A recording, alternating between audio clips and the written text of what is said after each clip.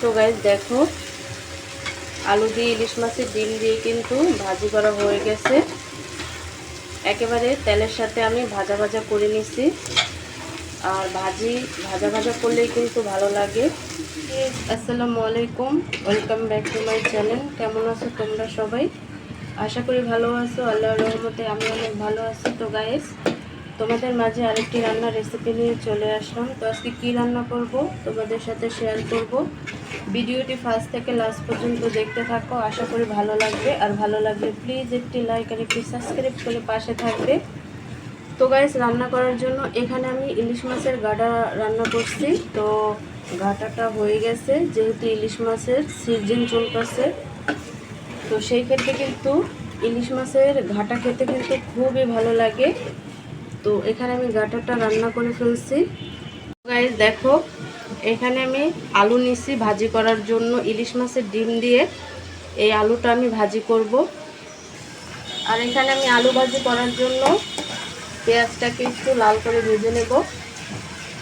ভাজি রান্না করার জন্য এখানে আমি হলদি আর জাস্ট কাঁচামরিচ দিছি। তো দিয়ে খুব ভালোভাবে ভাজা ভাজা করে নিছি। আর এখানে আমি নিয়ে নিছি ইলিশ মাছের ডিম, চটকিয়ে নিছি। তো এই ডিমটাকে আমি খুব ভালোভাবে ভাজা ভাজা করে নেব, যাতে একটা ভালো ফ্লেভার বের হয়। তো খুব ভালোভাবে ভাজা ভাজা করে নেব। দেখো, ডিমটাকে আমি তেলে ভেজে নিচ্ছি, একেবারে তেল বের হয়ে গেছে দেখো। তো গাইস দেখো, আমি আলুটা ছেড়ে দিছি। তো খুব ভালোভাবে উল্টিয়ে পাল্টিয়ে ডিমের সাথে আমি আলুটাকে মিক্স করে নেব।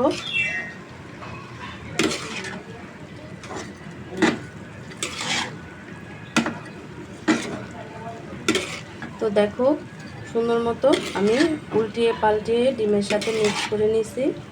তো গাইস দেখো, আলু দিয়ে ইলিশ মাছের ডিম দিয়ে কিন্তু ভাজি করা হয়ে গেছে। একেবারে তেলের সাথে আমি ভাজা ভাজা করে নিছি। আর ভাজা ভাজা করলেই কিন্তু ভালো লাগে। তো এখানে আমি দিয়ে দিচ্ছি ধনিয়াপাতা কুচি।